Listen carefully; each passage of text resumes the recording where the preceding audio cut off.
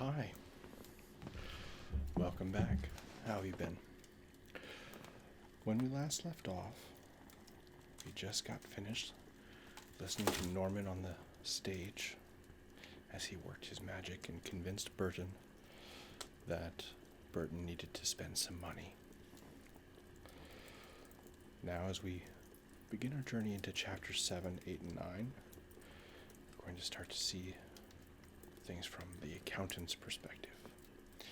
Now, as some of you may remember, Norman's accountant happens to also be named Norman. We'll see if we can keep the two of them separated in our minds. Out in the forest the orange tree grows. Way in the back, nobody knows. The fruit it grows is magical indeed. Just one bite will put you to sleep.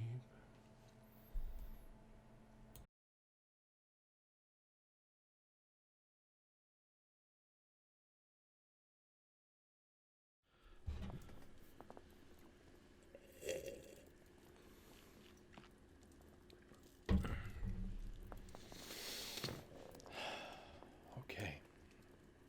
Chapter 7. An accountant named Norman. Several hours after Norman Shooter delivers his speech, Norman Winsler waits by the phone. On Winsler's desk calendar, a red line encircles the text, "Be ready for phone call with Shooter." Norman Winsler has all the financial records he will need on his computer screen in front of him. Just 15 minutes ago, Norman Winsler called the credit card merchant who provides him with the processing statistics from Norman Shooter's event. These statistics are more current than the website can provide him. So Winsler is ready for an unscheduled call from his client at any moment. Norman Winsler used to complain about these unscheduled calls, but he has learned to expect them. He hates to think of what might happen if he is not present to give Norman Shooter his regular pep talk. Even motivational speakers need a boost sometimes, and Norman always needs his boost between 30 minutes and 60 minutes after the end of his speech. When all the sheep have finished swiping their cards and buying his book, because Norman Shooter knows that most of them will never read it, and most of them will never follow the step-by-step plan he has laid out for them. The phone rings, and Norman Winsler answers. "Hello, this is Norman Winsler, certified public accountant. How may I help you today?" An unfamiliar voice is on the line. Norman says into the phone, "I'm sorry, I have to cut this short. I have a client who is calling me at any moment, and I have to keep the line open." Norman hangs up the phone and twirls his pen around his fingers. He taps his fingers on the desk.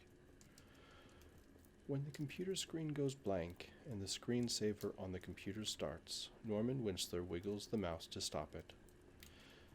And he then minimizes each window and maximizes it again to keep the computer busy and active. He minimizes the profit and loss statement. He minimizes the balance sheet. He minimizes the list of sales from today's speech, and then, when all the windows are minimized, he opens each one again. Norman looks at the clock. Norman Shooter's speech was almost 2 hours ago. I guess Norman Shooter is not going to call me this week. Norman turns off the monitor, stands from his desk, and makes his way out of the office. The phone rings just as he is about to leave. "Hello, this is Norman Winsler, certified public accountant. How may I help you today?" Winsler puts his coat on the back of his chair. "Yes, hello, Norman. No. Now is not a bad time. I always have time for my favorite clients." Norman Winsler turns on his computer screen again. "Yes, it is the weekend. But you are a special client, and I can spare some time for special clients. On the other side of the phone, Norman Shooter sits in his green room. He wonders if he is the only speaker who uses the green room for longer periods of time after the speech is delivered than before it. A quick phone call to his accountant will help put things in perspective and remind him once again why it is that he spends so much time on the road, why he has given up vacations, why he has sold the house that he never gets to see anymore. His accountant helps him remember why all of that was necessary. "What's the news, Norman?" Norman Shooter says. Norman Shooter is always impressed with how Norman Winsler seems to have his finances memorized. Every time that he calls, Norman Winsler is able to rattle off the numbers with accuracy in a way that no man should be able to. This has always impressed Norman. "Well, Norman," Winsler reads his prepared speech that he has delivered 1,000 times before. "Last year you grossed $1.5 million. But it was a short year since you had just started the public speaking circuit, and your book sales were just starting to take off. This year you are still on track to gross $3.5 million. Once we take out all your expenses, the advertising, the hotels, the plane tickets, the dinners, and the clothing, you should end up in the positive again this year, which will place your savings account at around $200,000. If you recall," Norman Winsler continues, "you set the goal at $250,000.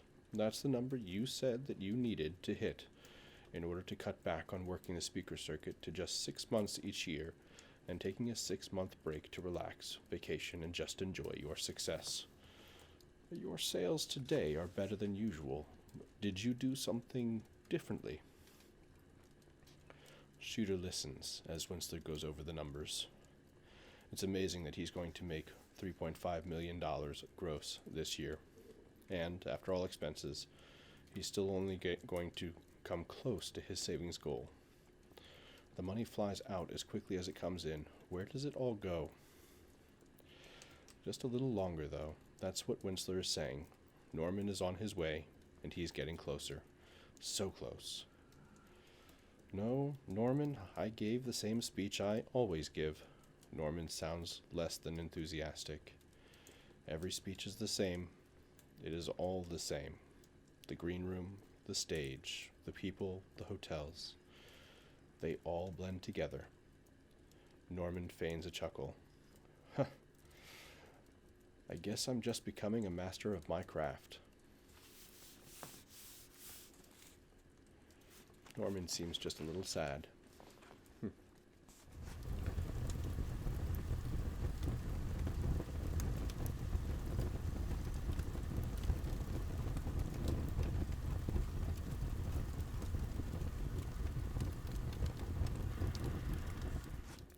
Chapter 8.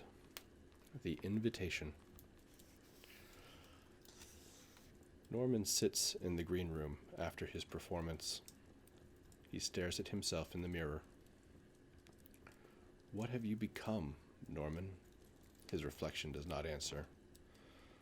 Norman stares at the crystal decanter, filled with what he assumes to be a fine scotch. The bucket of ice and the crystal glassware sit on the counter next to the decanter, and he wonders which glass is the right glass to enjoy an unnamed beverage in the decanter. There's a glass that looks like a tiny fish bowl that's wide at the base and has a narrow top. Then there's another glass that has straight edges that are etched in pretty designs. Norman remembers seeing this kind of design pattern in a Waterford crystal shop after a factory tour once. It was one of the places that he and Linda visited after their wedding. Norman wonders if anyone who buys his books today will someday be forced to make such a meaningful decision as to which glass to use, or if they will continue to make decisions about how to pay for the gas bill. "You are a fraud." Norman is angry at the man in the mirror. A knock at the door breaks Norman's gaze. Norman opens the door, but there's no one there. the framework that holds a temporary backing to a temporary stage forming a temporary hallway, crisscrosses upward to the catwalks that tower above. Norman looks down the stage corridor to see who it is that is having a laugh at his expense, but he sees no one. He listens for the sound of footsteps, but he hears no one.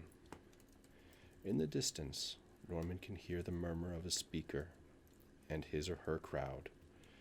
It sounds like they're loving this speaker. They roar with laughter. The speaker must be funny. Norman sees that a tray has been placed at his door. A tiny A-frame stand with cloth straps support a silver tray, and on the tray, a single envelope. The envelope looks more out of place than the tray. The tray overpowers the envelope, which is tiny in comparison. Norman picks up the envelope, and then quickly turns away from his reflection that he sees in the polished surface of the tray. He inspects the envelope closely. The paper is rich. It is a pure white, fine linen. This paper is special. The envelope is sealed by a red wax seal. The seal has jagged edges and is imperfect in its application. This is not a mass-produced wax replica of a seal in perfect form that brides and grooms purchase en masse to affix to their invitations and make them look fancy. This is real wax, pressed with a real seal. This is fancy. Norman can see how the wax melted on the flap of the envelope and filled the space between the flap and the base. When it was wet, the wax could slide into the impossibly small space that exists between the two. It has set now, and Norman marvels at the simple beauty in these small details.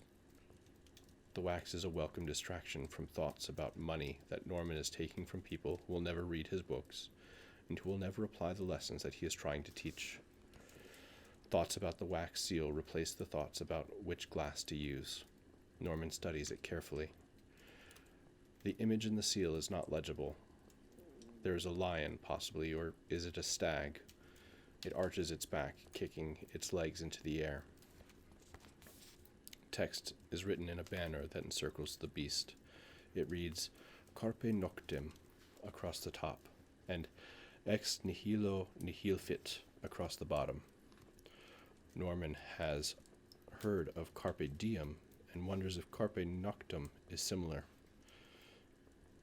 He will have to look it up later. Norman realizes that he is standing in the doorway of his dressing room still, and he continues to stare at the seal as he closes the door and takes the envelope back to his chair in front of the vanity mirror. Norman looks for a letter opener, but he cannot find one, so he slides his thumb under the lip of the envelope, and he feels a special excitement as his thumb slides under the paper, and the pressure builds against the seal that clings tightly to the lower page of the envelope. The excitement pops at the same time that the seal does, and the envelope opens. Inside the envelope, the card is simple and plain. It reads simply, You're invited. Rooftop Bar, 11 p.m.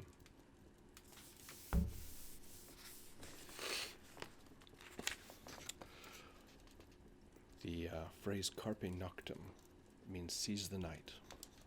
And Ex Nihilo Nihil Fit, you should look up. It'd be a fun little activity if you can remember to Google that.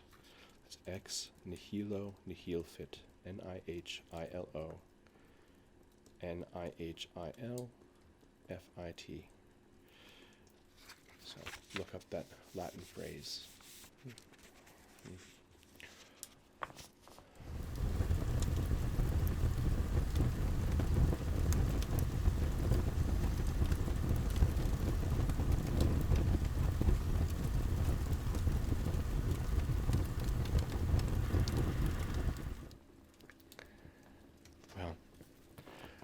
I hope that you're enjoying the story so far, and that you are using these stories to get yourself to sleep. And I encourage you to listen to the stories over again as you wait for the next installment. Good night. And thank you for loving these oranges.